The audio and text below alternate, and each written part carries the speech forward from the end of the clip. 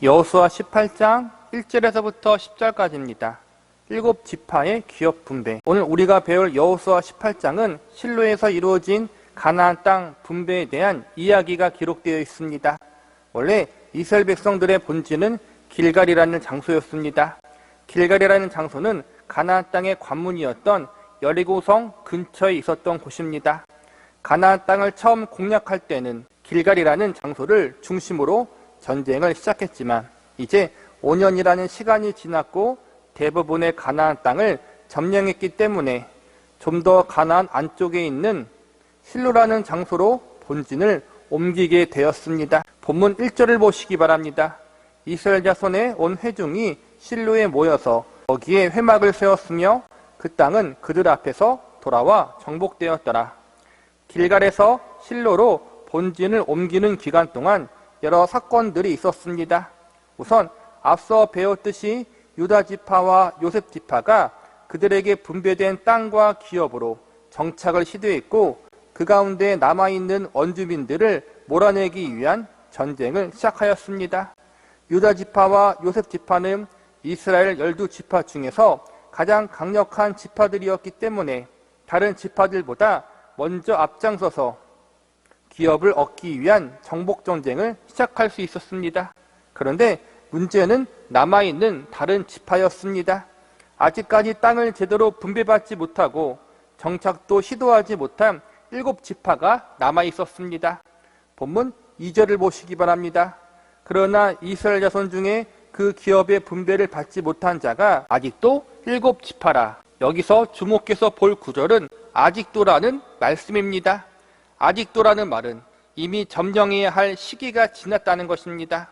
원래는 충분히 점령하고 정착할 수 있는 시간과 기회가 있었는데 그러지 못했다는 것입니다.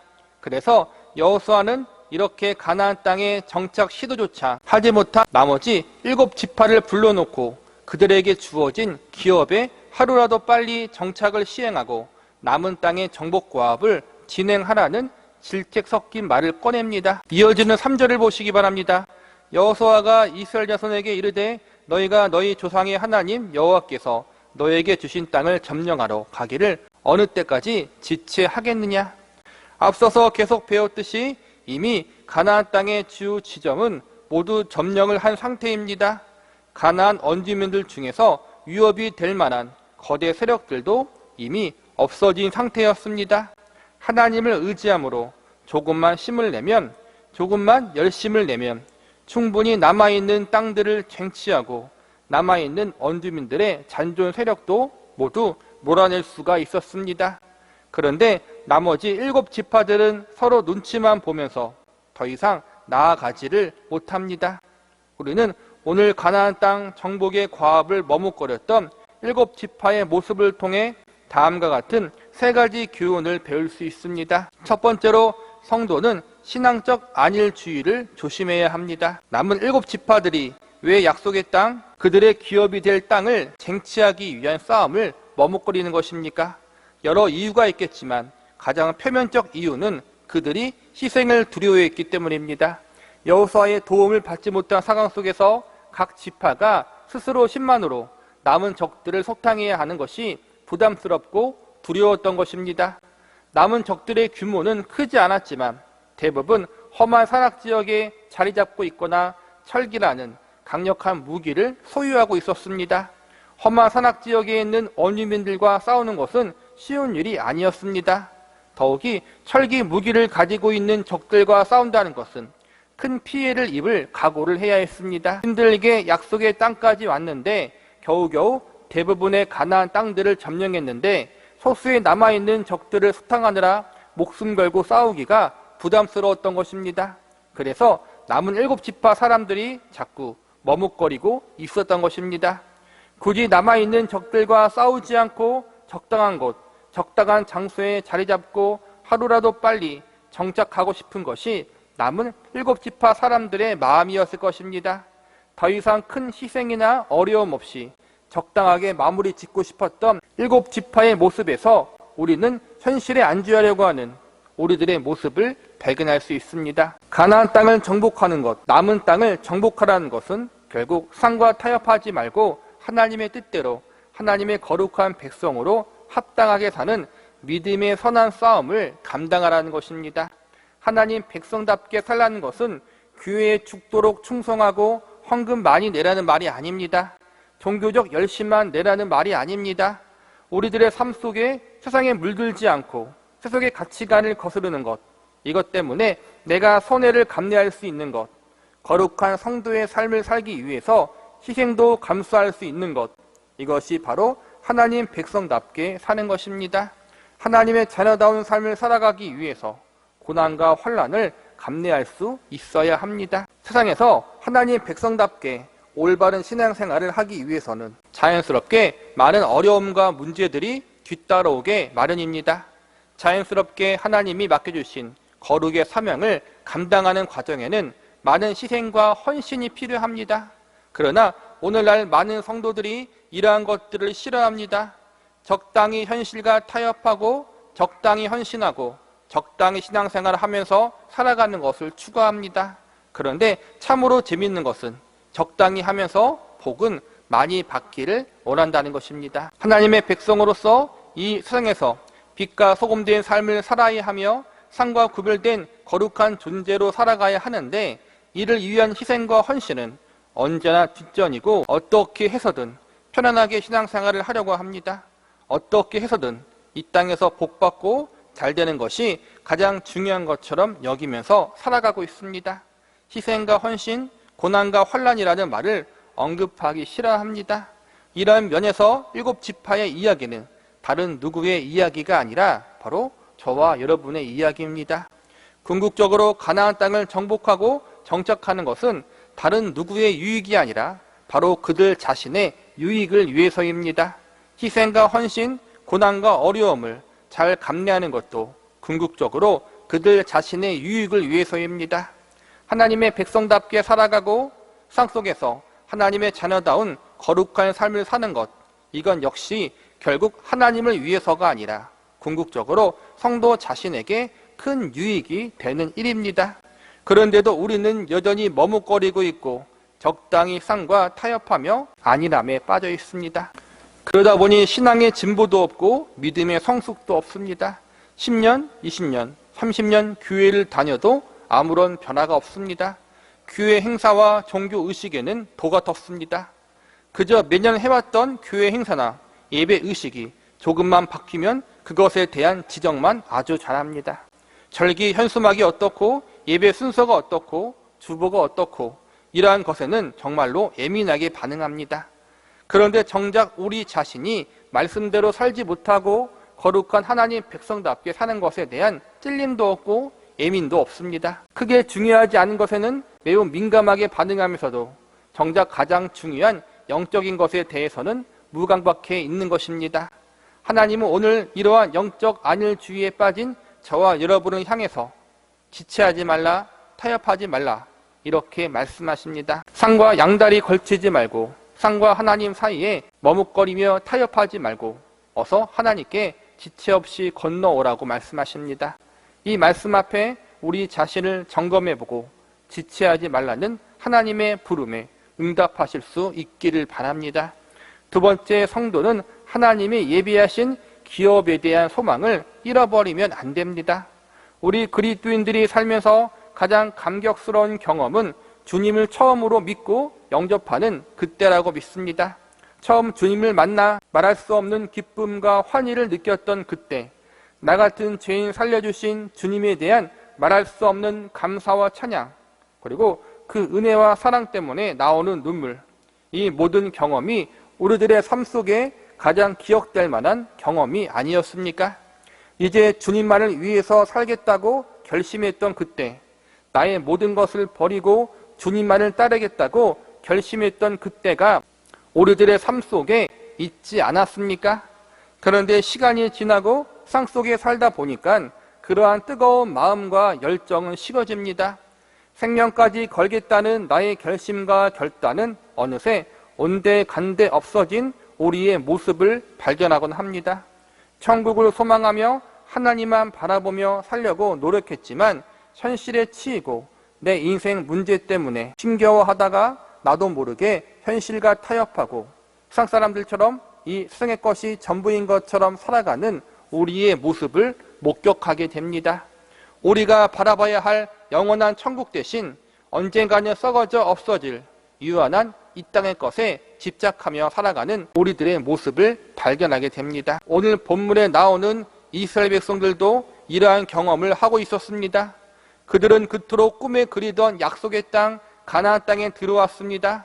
그러나 아직 구체적인 그들의 기업이 주어지지 않았습니다. 아직 해결해야 할 문제들이 많이 남아 있습니다. 그래서 기업 얻기를 주저하고 있습니다. 믿음으로 나아가서 약속하신 가나안 땅을 정착하기 위해, 약속하신 가나안 땅에서 정착하기 위한 싸움을 해야 하는데 이 핑계에 저 핑계에 대면서 안일 주의에 빠져 있었습니다. 하나님이 주신 은혜를 전혀 누리지 못하고 있었습니다. 그래서 여호수아가 어떤 처방을 내립니까? 본문 4절을 보시기 바랍니다. 너희는 각 지파에 3사람씩 선정하라. 내가 그들을 보내리니 그들은 일어나서 그 땅에 두루 다니며 그들의 기업에 따라 그 땅을 그려가지고 내게로 돌아올 것이라. 여호수아가 안일주의에 빠진 이스라엘의 7지파를 각성케 하기 위해서 가장 먼저 한 일은 지체하지 말라고 그들을 책망하는 것이었습니다.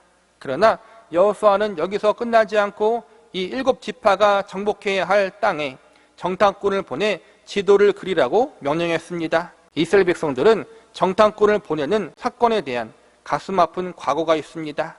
민수기 13장과 14장에 보면 가나안 땅을 목전에 두고 이스라엘 백성들은 12 정탐꾼을 보냈습니다. 그러나 우리들이 잘 아는 대로 모든 이스라엘 백성들은 믿음 없는 10명의 말을 믿고 하나님께 불순종하는 죄를 지었습니다. 그러나 하나님께서는 믿음 있는 2명의 정탐꾼을 통해 다시 가나안 정복의 역사를 이루십니다. 과거 그 믿음의 정탐꾼이 누구입니까? 바로 갈렙과 여호수아였습니다. 믿음으로 가나안 땅에 대한 긍정적인 평가를 한 이 2사람만이 그들의 믿음대로 가나안 땅에 들어갈 수 있었고, 믿음 없던 10명의 정탐꾼과 나머지 이스라엘 백성들은 모두 광야에서 죽고 말았습니다. 과거 이러한 사건을 겪었던 여호수아는 정탐꾼의 역할이 얼마나 중요한지를 알고 있었습니다. 그래서 여호수아는 땅 정복을 회피하고 있는 7지파를 심리적으로 격려하고 다시 믿음 위에 세우기 위해서 정탐꾼을 보냅니다. 그리고 오늘 본문 9절의 말씀에 보면 여호수아의 명령대로 정탐꾼들이 땅을 두루 다니며 성읍을 따라 땅의 지도를 그렸다고 기록하고 있습니다. 여호수아는 정탐꾼들이 돌아온 후 그들이 보고 그린 지도를 기준으로 7지파에게 땅을 분배하게 됩니다. 정탐꾼을 보낸 것은 그들 자신이 정착하고 살아갈 땅이 얼마나 좋은 땅인지, 하나님이 주신 약속의 땅이 얼마나 복된 곳인지 직접 눈으로 보고 확인케 함으로 용기와 희망을 주고 용기를 부여해 주려고 했던 것입니다. 이 말씀이 오늘 우리에게 주는 교훈은 무엇입니까? 7지파가 영적으로 나태해지고 현실에 안주하려고 할 때 하나님은 여호수아를 통하여 책망하시고 혼내신 것으로 끝내지 않고 다시 일어설 수 있도록 정탐꾼을 통해서 격려해 주셨다는 것입니다. 하나님은 책망만 하시고 징계만 하시는 무서운 분이 아니십니다. 복음서에서 탕자를 기다리던 아버지의 마음을 가지신 분, 바로 우리가 믿고 섬기는 하나님이십니다. 징계를 위한 징계를 내리시는 분이 아니라는 것입니다.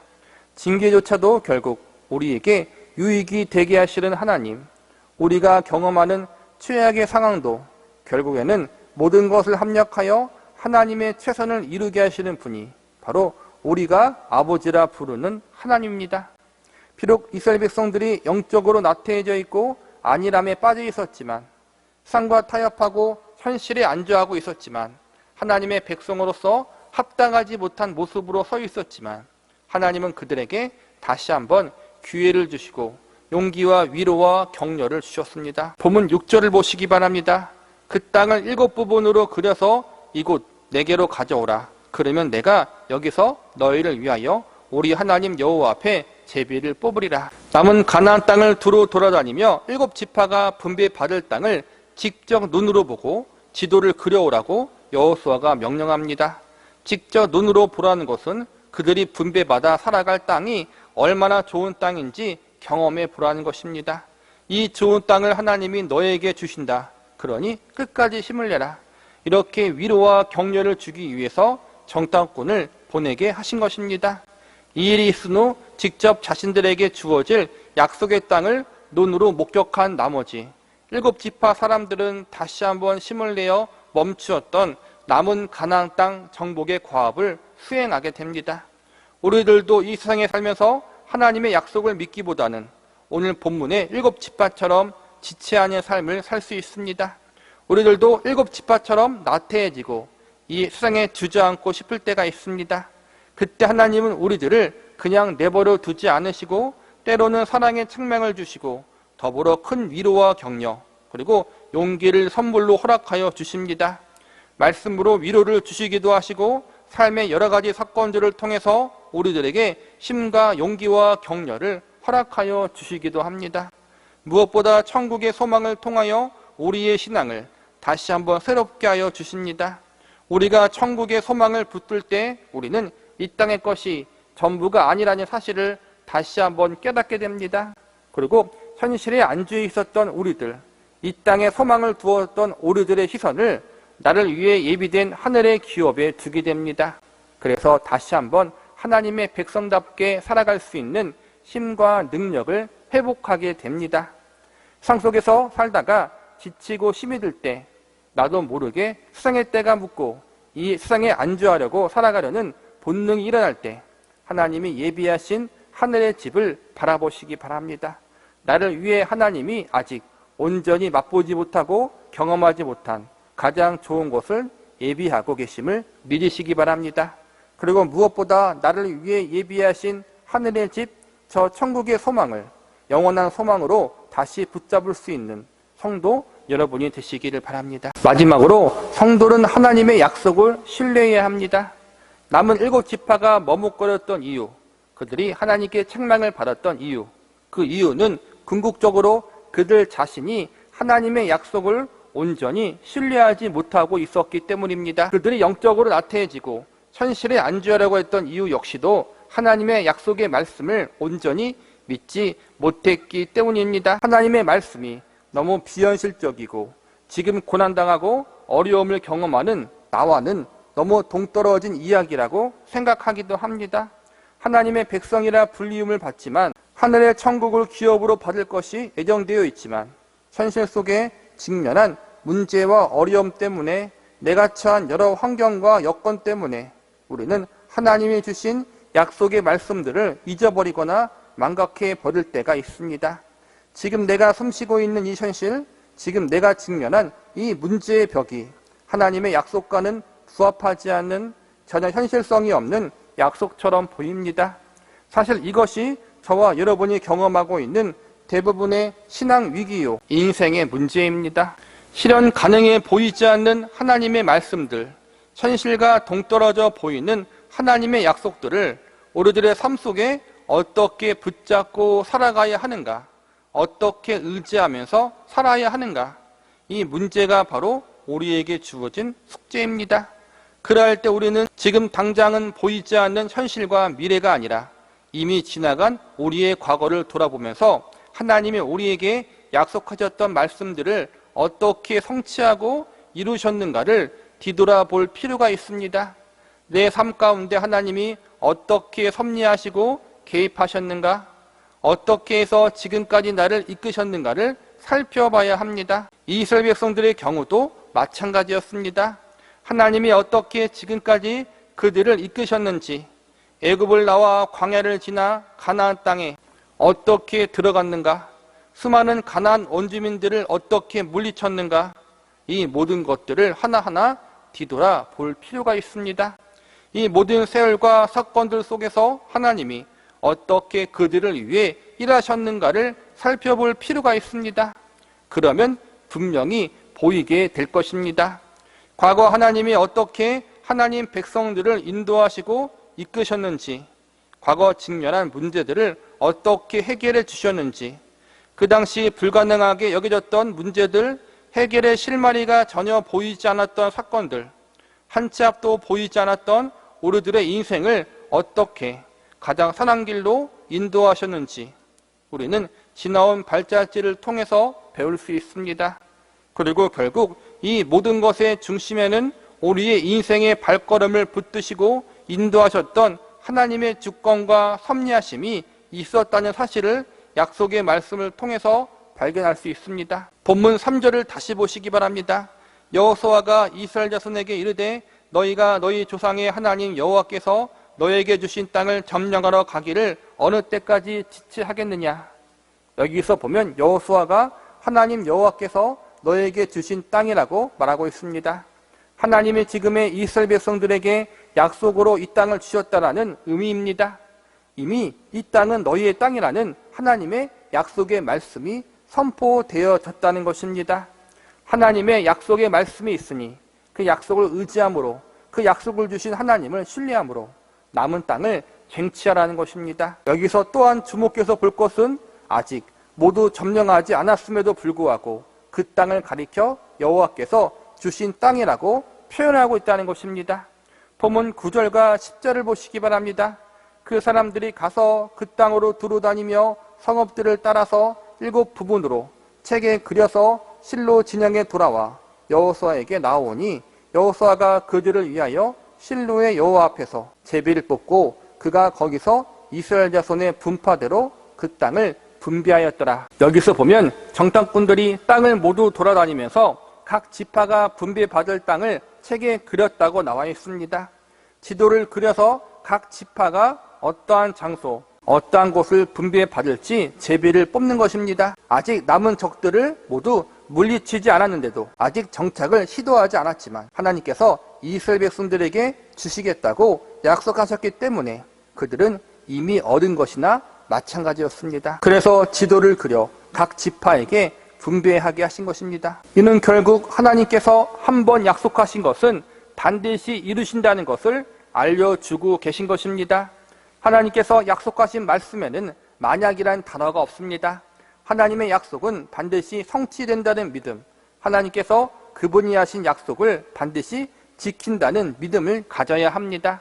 7지파가 이미 주신 땅을 점령하는데 지체한 것은 하나님의 약속을 바라보지 않고 현실적인 문제들, 남아있는 원주민들의 강함을 바라보았기 때문입니다. 그들이 가진 산성과 철기들이 아무리 견고하고 강하더라도 하나님께서 약속하셨으니 하나님을 의지하고 나아간다면 분명히 승리를 주실 것인데 인간적으로 머리 굴리고 계산하다가 결국에는 지파의 정착이 늦어지게 된 것입니다. 말씀을 마무리하겠습니다. 하나님의 우리에게 약속하신 말씀들, 약속들이 있음에도 불구하고 마치 한 번도 그 말씀을 알지 못하고 그 약속을 받지 않은 사람들처럼 행동할 때가 얼마나 많이 있습니까? 하나님을 믿는다고 하면서도 마치 하나님을 믿지 않는 사람처럼 살아갈 때가 얼마나 많이 있습니까? 마치 지금의 이스라엘 백성들처럼 애굽에서 위대한 구원을 경험하고 광야에서 놀라운 하나님의 인도하심을 체험했으며 가나안 땅에서 수많은 기적들을 목격했음에도 불구하고 마치 이 모든 것을 한 번도 경험하거나 체험하지 못했던 것처럼 우리도 그렇게 행동하고 있지는 않습니까? 오늘 말씀의 결론은 결국 우리는 언제 어디서나 우리 믿음의 근원 되시는 하나님을 바라보고 의지해야 한다는 것입니다. 하나님을 온전히 바라보고 의지하지 않을 때마다 교회와 성도는 언제나 거룩한 능력을 상실했고 타락하고 말았습니다.